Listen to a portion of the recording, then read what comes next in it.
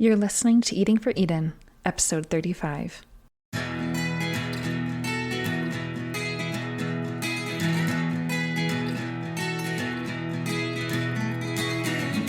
When it comes to doing something about climate change, your food choices matter.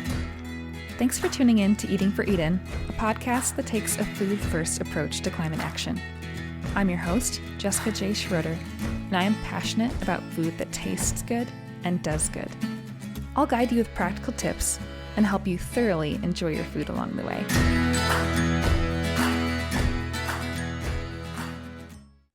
Thanks for tuning in to Eating for Eden.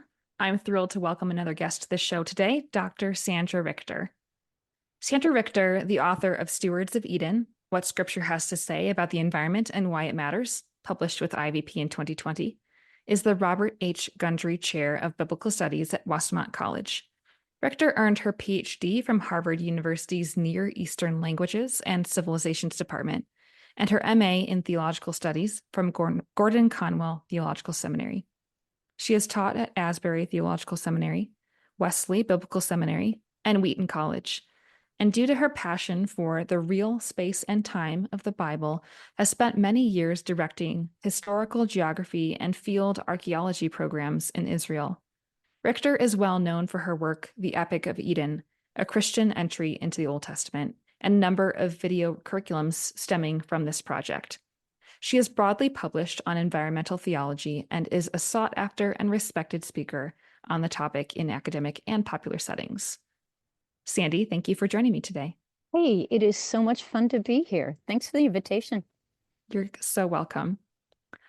As regular listeners will likely know, I earned my PhD in theology, and so the intersection of environmental stewardship and the lived Christian faith matters deeply to me.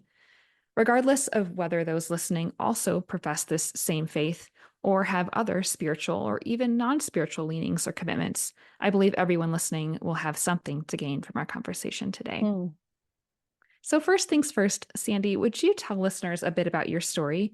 In particular, why did you pursue Old Testament studies, and how did you come to care about matters of environmentalism? Yeah, those are, such big questions. But getting into Old Testament studies happened very organically. I had launched my career in ministry, actually, and was specifically interested in working with the marginalized. I was in drug rehab, and I did a lot of youth ministry as well. And that ministry experience eventually led me into the academy, and largely because that's where my gifts were. And another very strong reality of my generation is that women weren't terribly welcome in ministry. And I was more welcome in the academic setting. So that played a role in this as well. So Old Testament studies, who doesn't want to do Old Testament studies? It's full of archaeology and history and ancient inscriptions and really cool stories about people who have come and gone in the Fertile Crescent. So I love what I do, and I love the fact that my education and my research has so much to do with ancient anthropology, ancient economy, real people living in real places, grappling with real life circumstances. I say that to my students all the time. The environmental side of it is, gosh, there's so much to say about that. So let me start with my own story, which is I was raised outside. My dad was military. We moved across country every other summer because he was Navy. So we're bumping from the East Coast to the West Coast to the Gulf Coast. And there were a lot of us. So my parents handled that regular moving with camping. So rather than flying across country or taking a train across country, we'd all pile in the station wagon with a truckload of camping gear on the top and we camp across country. So as a child, I was in all sorts of wild spaces, Cool. and I loved those wild spaces. And the level of empathy that grew in me as a human being for necessary habitat, the plight of the wild creature, proper care for the domestic creature. These things, they grew up with me. So in my late teens, when I had my own conversion experience and moved into the Christian realm and into the ministry realm, into the academic realm, this love for the environment was always in the mix. In fact, every job I have ever had, and I've had a lot of them, I've started a recycling program or a That's this awesome. program or a that program. Um, but interestingly, in circles of Christian faith, too often environmentalism is not a welcome message. Mhm. And I was essentially told that, okay, they're bigger fish to fry, that the environment is nice and God's majestic creation is, certainly beautiful and all that good stuff. But we've got souls to save. We've got orphans to rescue. We've got hospitals to build. Take that environmental stuff and put it on the side.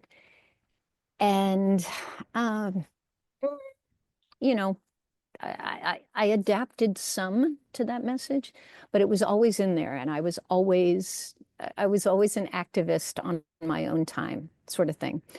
Okay, so this all kind of comes to an apex when in 2005, I'm working at Asbury Theological Seminary, and every year we have something called a Kingdom Conference, which is when various committees of the faculty and the staff, we bring in what regular folk would just identify as social justice issues. We'll bring in people who are building orphanages in the Mhm. Darfur crisis, or folks who are working deeply with the foster system, or name your wicked problem, as the ethicists would call it, and Yeah. those would be the folks who would be invited in. Okay, so in 2005, I got dropped on this committee, and they didn't have an agenda item. Hmm. Mm. So I said to this committee, what if we talked about environmental stewardship? Now, at Asbury Theological Seminary, a fabulous community of passionate, um, world-changing people, the school itself is situated in central Kentucky. Right. And if you know anything about environmental politics, you know that central Kentucky is not where you go to find the environmental activists. So here I am in central Kentucky, and the committee looks at me and says, wow, that would be pretty cool. But we don't know anyone who does that. And so they all look at me and they Mm. say, how about you speak, and we'll organize the conference around you. And I was like, oh my gosh, I'm going to preach environmental stewardship from a pulpit for the first time ever. I've never heard a sermon from the pulpit, and I'm going to do it Yeah. in a seminary. And I prepped so hard because Imagine. I I knew what was at stake. And they gave me 20 minutes. I took 25, and my community responded in spades. It was so Wow. beautiful. Um, we transformed that school into a leading environmental steward in the region, launched an incredibly effective recycling program, started talking about land and water management, what we were going to do with construction waste, all of these things grew out of that conference. So now I'm plugging along, and okay, how do I push this into the academic realm? So now I'm on the Institute of Biblical Research Committee, Mhm. and they need a topic for 2008. And I say, how about we do environmental stewardship? And we had the exact same conversation. What a great idea. But we don't know anyone who does that. will you do it? So I wrote my first technical article on environmental stewardship and interviewed so many cool people. I interviewed farmers and ranchers and gosh, very, very fun. Did it first as a presentation. It's a room full of academics, Jessica, academics. We're not emotional people. And I got through my 40-minute academic paper, and you could have heard a pin drop. Wow. If I had called for an altar call at the Institute of Biblical Research, we don't do those either. I swear I would have been pushed off the platform in the response. So that became an article, and then I wrote another article, and then I wound up here and there and everywhere. And the last turn of this story and what led to Stewards of Eden, the book that you've read, is I got hired at Wheaton College. And, you know, for those who know Wheaton College, the student body is among the most wonderful young adults you'll ever meet clustered in a single location. They're passionate, they're informed, they're well educated, generous, sacrificial, and they're Midwesterners. I mean, how much better can you get than that? Amen. And yes. And I was moving into the job. I contacted Kristen Page, who was their endowed chair of biology. And I said, hey, Dr. Page, what if we did a co-taught class on theology and environment? How, you know, do you think Wheaton would embrace that? How would we do it? So we applied for grants because it's expensive to put 2 faculty members in one room. And we got the grant and we launched the class. So it's the opening 10 minutes of the class. And we're doing an age-old icebreaker that everyone in your audience who has ever sat in a classroom has probably done, which is, hey, let's go around the room and tell us your name and your major and why you decided to take this class. And all we expected was some low-level bonding and, you know, just kind of to get the ball rolling. Well, what wound up happening is that every one of those 25, 28 students who'd enrolled in the class, every one of them offered the exact same testimony. And it kind of went like this. My name is so-and-so. My major is X, Y, and Z. All of my life, I have been struck by the beauty of creation in fill in the blank. And I really have never understood that as a Christian, I was allowed to love those aspects of creation as I do, nor did I understand that I was allowed to advocate for those loves. Wow. So I'm so grateful that you offered this class. Every one of them said the same thing. And then when we got all the way around the classroom and I looked at Kristen and she looked at me, we said, me too. I never understood that as a Christian, as someone with a theological framework for my moral code, that I was allowed to step into those spaces. And somewhere during that semester, I decided that I have got to write a popular level book that can speak to my undergrads. So it gives case studies, it gives theology, but it does it in a very winsome way. Because I need those young adults to know that even if their particular church has failed them on this topic, and now I can say the same about synagogues and wards and all of that, because I've now spoken in all of those settings, that even if their particular church had failed them, that their biblical faith had not. And that's where Stewards of Eden came from. So a very long answer to your question. I just think it's so interesting that your students use the words allowed. Yes. And things like that, not just, or, you know, not, we'll get into the topic of stewardship soon and what that entails. But to me, it's more than just allowed. It's we're, you know, we're called, we're invited, we're you have a command to steward and to care for, but they even see it as something that there was some kind of Mm-hmm. strong barrier to even allowing them to love and care Mm-hmm. for and tend to those things. I'm also curious if we just take a step back to the Asbury Theological Seminary Yeah. conference and the IBR. What do you think it was that struck people so much that you could hear a pin drop, that there was such a Mm. profound response to what you brought through your presentations? Yeah. Um, it was a combination of things. One, it's the fact that it's in the Bible.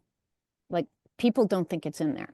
People think that this is a very contemporary, modern, faddish, as in, flash in the pan kind of issue that's going to come and go. So as Christians, because this is the community I'm speaking to, but I'd love to tell you about my little episode at B'nai B'rith Synagogue a couple of months back too. Um, for them to realize that their rule of faith and praxis is deeply invested in this topic, which means that the character of their God is such that God is deeply invested in this topic. The presentation had authority. So Mm. that was one issue. But then the other is show me a person on this planet who has never loved a pet, who has never been concerned about the well-being of a domesticated animal, that has never seen a wild creature. I'm thinking of an eagle on the wing, or a Mhm. pelican diving into the bay, or a bobcat or mountain lion sprinting off over the horizon. Uh, the passion that comes from that, and dare I say, the God-given image of God within us, that we just innately know that we have responsibility for this stuff. Mm. So the pointedness of how bad the situation is, because that data is in there. The 2 million acres a year of habitat loss in the United States, let alone the Amazon or Haiti or Madagascar. Yeah. The incredibly abusive conditions that domesticated animals are subjected to in our quest to keep our population fed. The 70% loss of predator animals, fish, mammals in the oceans since 1970. When people actually hear the statistics, when they realize that these things that they love are disappearing, um, yeah, it stirs within the heart a deep passion. So I think it was the combination of all of those things: the authority of the Right. text, Right. the severity of the situation, and um, and the fact that we're God's people. If God cares about this, what the heck are we doing not stepping into these spaces? Well said. You initially you led into the writing of your book Stewards of Mm, Eden as kind of coming out of that Wheaton course and thinking, having those undergrad students in mind and equipping them and people like them. So it sounds like they were probably a primary audience that you had in mind as you wrote it. Would you have anything to add as far as other primary audiences, or what mm. your primary goal was with writing the book Stewards of Eden? Yeah. So I've done, as you know, I've done a lot of different things. I've done, a number of technical articles. I've done, gosh, we just published a chapter in the State of Old Testament Studies on environmental theology. And then I speak regularly to popular audiences. And those popular audiences have ranged from cattle ranchers in Oklahoma to a gig I just did a couple of months ago in Jackson, Mississippi. Again, if you're looking for environmental activists, you don't go to Mississippi. Hmm. Um, and churches like Horizon Church up in Cincinnati, Ohio, that was motivated through our conversations and their own inquiry to transform their a couple 100-acre campus back into the prairie that it was Wow. designed to be, and to use that as an evangelistic outreach to their community, and to give that property with walking paths and a now ecosystem functioning pond and trees and all that stuff, to give it back to their community as a gift. Oh my gosh. So audiences, sorry, back to your original question.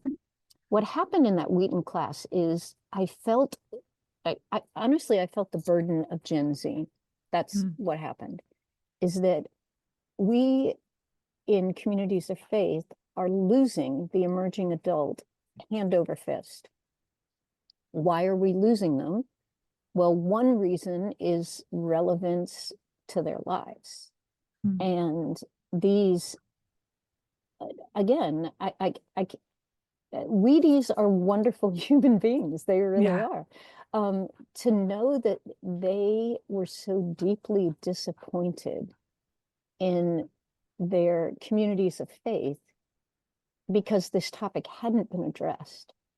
Um, I just so badly wanted to educate them in their own legacy, their own scripture, and again, their church might have failed them, but their faith is not. So I Yeah. would joke about the book when it first came out that my target audience was that emerging adult, undergraduate, graduate student, that person.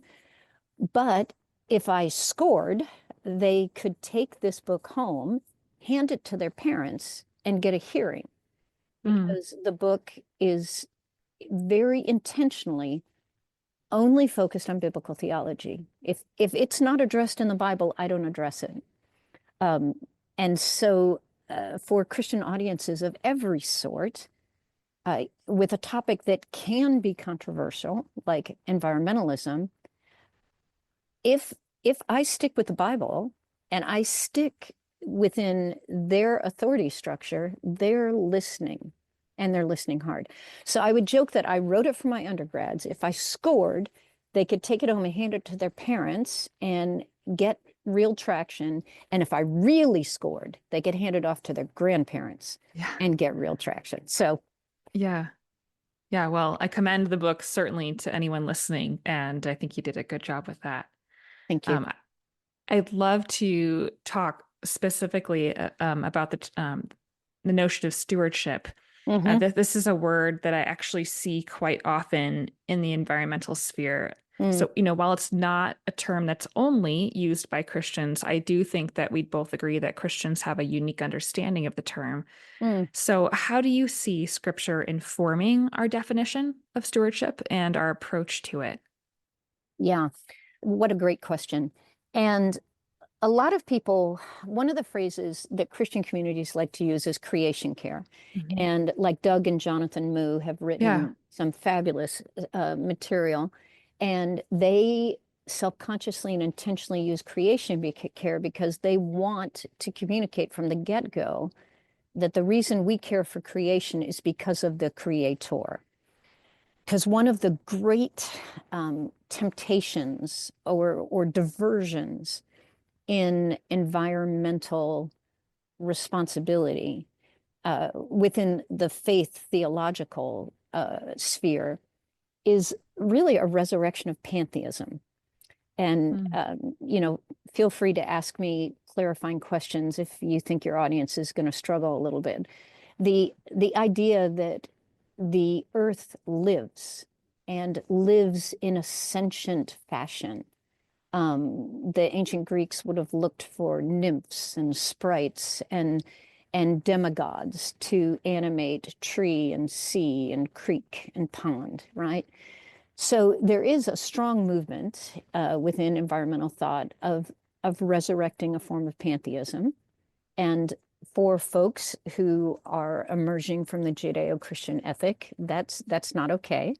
And then there's also this movement toward what's called biotic rights, which is a scientific version of pantheism. The idea that tree and grass and field and prairie, that as living organisms, they have rights within our legal system, and we need to defend tree and field and prairie the way we would defend the widow and the orphan, or any other sort of marginalized person. And all of these lead back to a worldview that is not friendly to biblical faith, because the ultimate declaration of the Bible is, "Hear, O Israel, I am Yahweh is our God, and Yahweh alone." This idea of monotheism and uh, God's character. Jessica, I'm rambling all over the place. You probably want to cut that out. Do you want to help me target this a little closer? Sure. When I think about particularly like bringing back up the notion of creation care that you said, particularly that Doug and Jonathan Moo like Mm-hmm. to use that terminology. I think that Mm-hmm. is what resonates with a lot of people, and they look to Genesis 1 and 2, how God created, and the fact that we are placed in the garden to work it and to take care of it, to tend it, to cultivate it, however you want to translate those Hebrew terms in 2:15. So I'm just thinking about taking our cues from Genesis, Mm-hmm. and for the person that is maybe still scratching their head because they haven't read Stewards of Eden yet, they haven't heard you speak. Mm-hmm. What's the appeal to stewardship? Yeah, great question. So taking that core idea that we as people of faith care about the environment, or feel a responsibility to steward the environment because God cares about the environment, and God gave us this task of stewarding this planet and all of the majestic ecosystems that inhabit it. Where does that idea come from? And as you have just flagged, that idea starts in the very beginning. And in the blueprint of creation, which is offered to us in the creation narratives of Genesis 1 and 2, what we see is this very firm declaration that humanity is unique in creation because we alone bear the image of God. And as God's image bearers, we're given a unique level of authority and a unique level of responsibility regarding creation. So when we look at Genesis 1 in particular, we see that the planet, the creation of the planet, is being offered to us in terms of a perfect week. And so we have this 7-day structure. And there are many things people do with this 7-day structure, but I believe that a core idea that the biblical author is offering us is who's in charge here and where does everything go. So you look at day 1, 2, and 3, and you see the creation of 3 specific habitats. We have day and night, we have sea and sky, and we have dry land. When we circle back to 4, 5, and 6, we see that the inhabitants of those realms are now created. So for day and night on day 1, sun, moon, and stars are created on day 4. So for sea and sky on day 2, its parallel is day 5, when the fish and the birds are created. And then day 3, the dry land, its parallel is 6A, which is the land animals. And then you get to 6B, which launches about Genesis 1:26. And it doesn't take a literary expert to recognize that this is the apex of the piece. This is where all the verbiage is. This is where, if this is a symphony, this is where all the percussion comes in, you know? And it's at this moment that humanity is created, and the creator turns to the human being, male and female, created in his image, and he gives them dominion and rule over all that has come before. So the pattern in Genesis 1 is this pattern of authority. First of all, who goes where, and then who's in charge of what. And so humanity is now set over all of the spaces and the creatures that have come before, But as we all know, the week isn't over until we get to day 7. And Mhm. day 7 is when the Almighty is enthroned over all he has created. And he is the ultimate authority figure over all. So it's in Genesis 1, very specifically, we hear and learn that humanity has been created a steward of this amazing planet that we've been given. And humanity's stewardship is designed to be a reflection of God's sovereignty. So God rules, and then we've been placed just under to execute his rule on this planet. That's the blueprint. And that blueprint is reiterated all the way throughout our Bibles, and it is restored in the new heavens and the new earth. When we get to Genesis 2, there's a little more specificity about what that stewardship looks like. And in Genesis 2:15, we read that God placed the human in the garden, and the garden is a microcosm for the entire planet. God placed the human in the garden. We could even read that God installed the human in the garden in order to tend it and to protect it. So this is the commission that is handed to humanity from the beginning of time. And what I do in the book and what I do in my lectures is I help people see that that original commission of humanity as steward of this planet with authority. I mean, humanity's got dominion. A lot of environmentalists don't like to use that word. We do have dominion. Mm. But that dominion is under the authority of the Almighty. So we are to rule as we have been ruled. We are to communicate with our lives the value system of the Creator. So what is that value system? Well, if you look at Genesis 1, especially from an Old Testament perspective, what you see there is the first covenant God makes with humanity, that he gives humanity a land grant, which is a standard aspect of international covenanting. And then he gives them rules. And those rules include the care for the garden.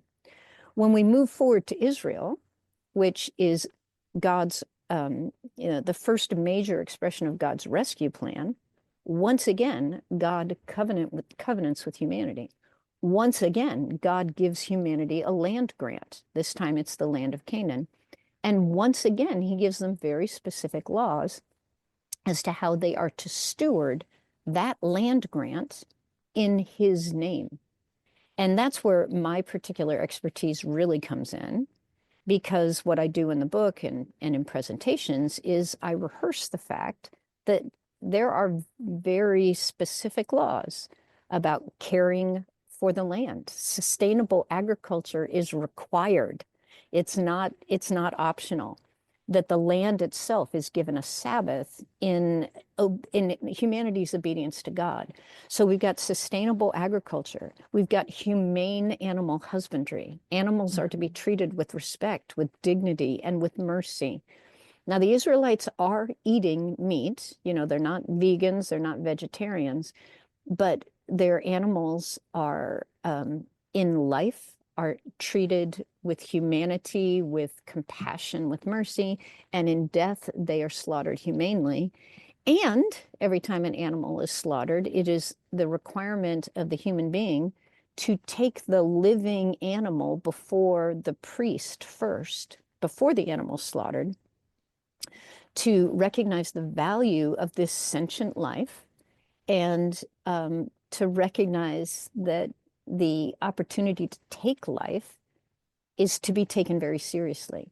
So we get the agriculture, we've got humane animal husbandry, there's laws in Deuteronomy about environmental terrorism, and God's people aren't allowed to do it. There are laws about protecting habitat. There's laws about making sure that the wild creature lives under sustainable conditions. All of these things are built into the law of Israel, and this in, I don't know, 1200 BC in the book of Deuteronomy. So, you know, this is not a Johnny-come-lately value system. Mm-hmm. And then when we move to the New Testament, we see a reiteration of the idea that this material world and all of its majesty has been made made by God for God, for the enjoyment of his people, not the abuse of his people, but for the enjoyment of his people. And then the final chapter of the story, of course, is that this earth gets resurrected just like you and I do, which again communicates God's profound valuing of this planet. Yes. I think you taking us through all of Scripture, particularly the Pentateuch, as far as the laws are concerned, in fleshing out what this stewardship is to look like in the practical everyday lives of the Israelites. It's interesting to me that people stumble over this idea of stewardship and they take dominion and it gets taken out of its context such that we then go and exploit. And I recognize that there are problematic views of the eschaton at work here too, in terms of how we interpret verses in First and Second Peter, and what does it mean that things are going to be burned up and whatnot. I know Doug Moo does a great job talking about that. Yes, he does. But I just, coming back to this idea of dominion, I think I wanted to chat a little bit about, what do you think we get wrong here? And I think part of what I'm already seeing is that it's just been stripped of this context. Like, it's so clear if you look at the entirety of the Bible and the way that God commanded his people to live out that command to tend and to protect. And even those words of themselves do not, they don't connote exploitation whatsoever. But there is this sense that, at least in recent decades, maybe even centuries, there's this kind of, we're just here to use it up, and who cares? And I even have, I have people in mind that I know who have been shamed by their faith communities for caring about environmentalism because that seems to be not important to some. And yes, very much. And I think there are multiple causes for that. And a major one is politics, and specifically American politics, that the traditional champions of environmental concern are not the traditional champions of the church politically. So in our dual party system, and especially in our current context where polarization is the norm, polarization, villainization, and canceling is the norm, that the fact that environmentalism is seen in American politics as belonging to the Democratic Party, and the pro-life groups are on the Republican side, that there's this strange mental gymnastic where environmentalism has become non-Christian by default, because in our practice, it's associated with the wrong party. And I think that we as Christians need to be extremely self-critical of how much we allow the political systems of this world to invade the political system of the world we're actually called to be a citizen of. And I will say often to groups that we're citizens of another kingdom here, and neither party of American politics are ever going to satisfy the moral code of the Almighty. We're exiles, and we need to recognize that. So I think there are a lot of reasons for that villainization, especially in the United States. But when we spend the time to understand our Bibles, what we see over and over and over again, actually from the first moment that God interacts with the human being, that we don't actually get to form our own moral codes, right? That's the whole point of the crime in the garden. Will you allow God to be God and based on his character define good and evil? Or are you, Adam and Eve, going to pursue the tree of the knowledge of good and evil so that you can define your own morality? In other words, so that you can make yourself God and be independent, autonomous of his authority. So that's the first choice that's given to humanity. And as we all know, we don't make the right choice. But humanity keeps making the wrong choice. Every generation, we continue to design God in our own image instead of allowing ourselves to be redesigned in his. So all said, if we're going to take the dominion that is offered to humanity in the garden in its proper context, this is a dominion that's being given to them by a holy, just sovereign, who is the one who knows the hour that the mountain goat gives birth. He is the one who summons the dawn. He's the one who's given the high places to the eagle for his nesting. He's the one who's given the wilderness to the donkey as a home. These are all passages coming out of the book of Psalms and the book of Job. God is deeply invested in his creation. And the dominion that he gave to humanity was for humanity to be the gardener, not the exploiter and the abuser. But humanity, in every faith incarnation, and that is one of my technical articles, you can check in with Hinduism, Buddhism, even indigenous American religions, and there is abuse of the environment to be found in every one of these religions. And I would argue that's because the fallenness of humanity is the common denominator. But we as Christians are called to something better. Mm-hmm. Such a good reminder. Most of what we've been saying so far relates directly to the person of Christian faith, understandably. But I'm curious, what relevance do you think this message has to those who do not identify as Christians or people of any faith? Yeah. Even?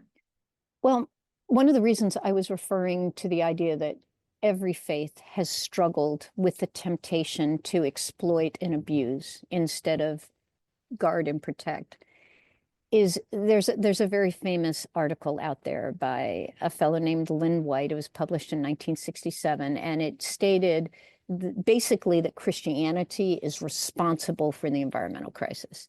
And the reason that I had to pursue that for one of my technical pieces was, no, it's not just Christianity, it's humanity.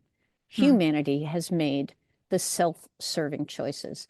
So regardless of what faith you claim, or if you claim any faith, this planet has to be stewarded, or we're all going to die. I mean, it's just pretty straightforward. Or we're all going to at least live in conditions that no one wants to live in. So regardless of our faith background, wisdom is that we care for this planet. You know, save this planet, save yourself. Save this planet, save your grandchildren. The resources of this planet are limited, and they have to be nurtured and defended and protected. And we're finally figuring that out, largely because we're running out of, or perhaps we have run out of, wild spaces. And really, the burden of the Industrial Revolution has left us in a very bad spot. I'm remembering a word you used in first describing your own journey and the empathy that you developed by being out in wild spaces, camping and whatnot. And I think that's something that I imagine anyone listening probably already has a love for the environment to some extent. But if for some reason someone listening does not, I think that would be a good application point of get out and find yourself a wild space to get into, pay attention to nature, find the beauty, and recognize that yes, it needs our participation to intense intentionality to take care of it. And I'm assuming that folks who are listening to your podcast, as you say, already have that level of empathy. But for those perhaps who've never experienced it, standing on the edge of the ocean, being on the top of a mountain and having the wind just come whipping through so it takes your breath away, or realizing that a great horned owl has just flown within 6 inches of you and you didn't hear the ruffle of a single feather. these things ignite something in the human soul. And I think it's because we're children of this planet. You know, we share in this space. This is our home. I'm actually this year I'm publishing a children's book, which I'm very excited about. Um, yeah, how many Near Eastern language and civilizations experts do children's books, right? Love it. But it's called Abigail in the Waterfall, and it's all about a little girl named Abigail. She's got a little brother named Levi, and it's her family's weekly hike out into the wilderness. And she's got a particular hike that she adores because it takes them to I don't think this is a spoiler, the waterfall. And and what I loved about writing this book is I got to tap into my own experiences with this amazing planet, but I also got to tap into that part of my parenting that dragged my kids out into these wild spaces. And hopefully the book will encourage every family out there to do as you have just said, find your wild space.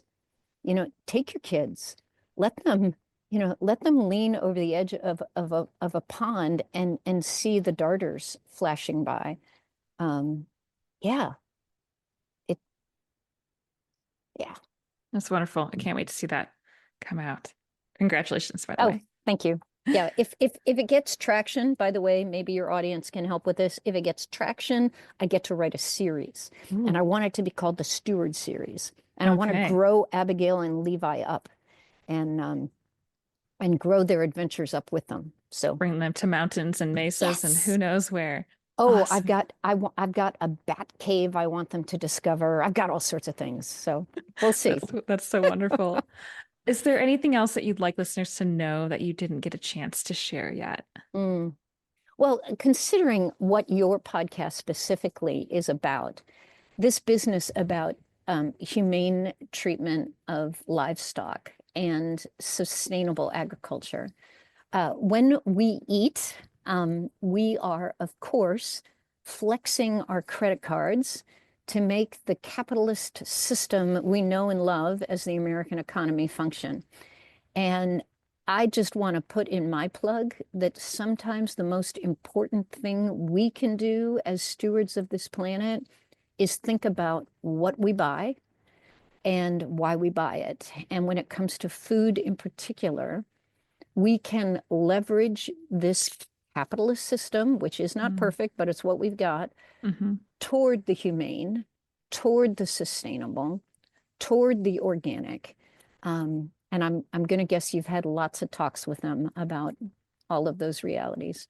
Yeah, I appreciate you bringing it up because I think sometimes we can just get a little discouraged and think on one person, what influence does my choice make? And having just spent some time with my family, for example, for an early Christmas, there's this sense that, okay, if I'm avoiding certain products, but everyone else is eating them, like Right, what's the difference? It's still at the table, but there's me one like living in alignment with the values that I think are important. There, I'm reaffirming that, right? I have right, opportunities to have conversations with people that get them curious.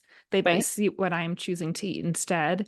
And there's just all these opportunities for little changes that, it's what one meal and one conversation isn't always going to move a mountain, so to speak, but that over the course of time, Yes, those changes make an impact, and we bring other people along with us. We get other people to be curious, and we ourselves are voting. Like I said, waving those credit cards, we right. are We have that credit card. we are helping. That's why we they're cans of tuna, like they don't harm dolphins anymore, because once upon a time Yes, everybody said we have to make sure we don't buy tuna yes. that's harming dolphins, etc. And so we see it with alternative milks at coffee shops and like all these different things that they do come, and they come because the customers are demanding. Yeah. And it is interesting that it's interesting to me that one of the biggest impacts we can have on environmental concerns comes out of our economy. And we talked about how the Christian world sometimes doesn't value environmentalism because they're so focused on the conversion of souls, right? Well, the capitalist often doesn't care for the environment because they're so focused on making money, right? Mm, mm, Um, and those value systems impinge on good environmental stewardship. But as you've already mentioned, I think about the dolphin safe tuna. And those in your audience who are 35 or older, remember the grocery store stickers on the tuna cans as we as consumers forced the tuna fish industry to change the way they fished because we wouldn't buy a can of tuna that didn't have the sticker on it that said dolphin safe.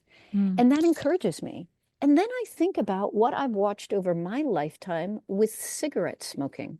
mm, Oh my gosh. My parents were the cool kids, you know?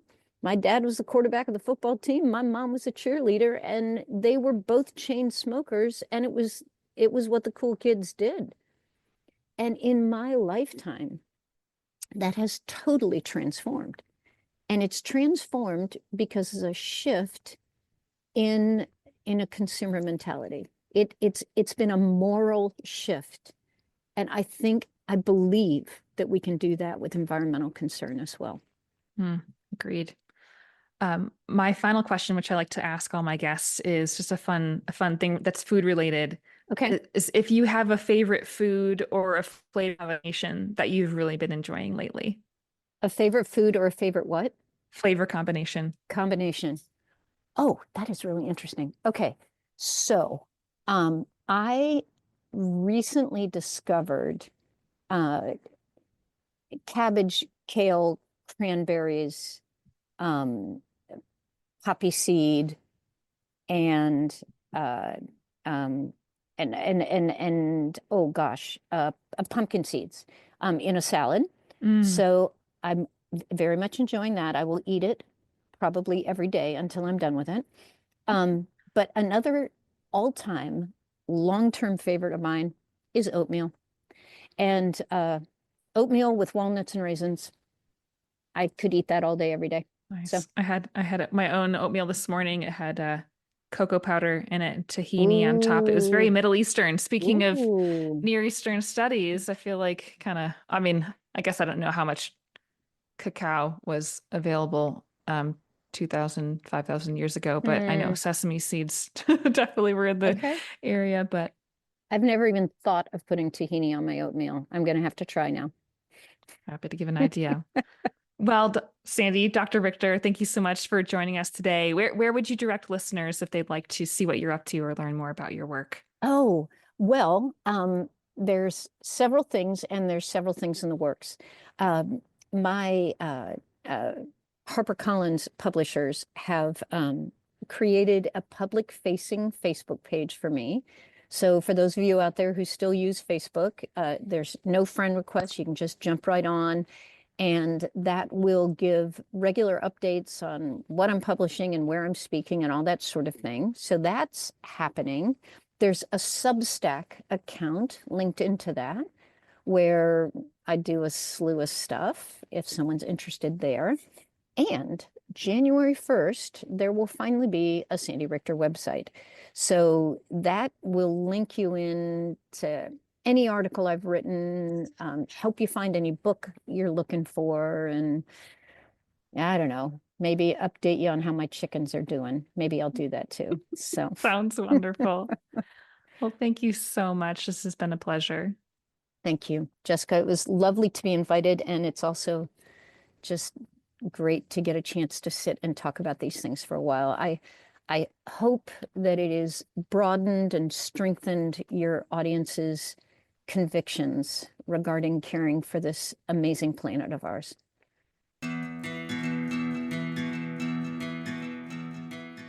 If you have questions or topics you'd like me to address here on Eating for Eden, I'd love to hear from you. Send an email to edenandme@substack.com. And if you've been enjoying this podcast, please consider leaving a review. It's a great help for getting these important words out to others. And if you want recipes, check out edenandme.com, where you can find a variety of delicious healthy recipes to bring what you're learning into the kitchen. Finally, become an email subscriber on Substack to have a new podcast episode delivered directly to your inbox. If you appreciate the work I'm doing and want to support the show, you'll also have the option of becoming a paid subscriber. That's all for now, friends. Until next time, be well.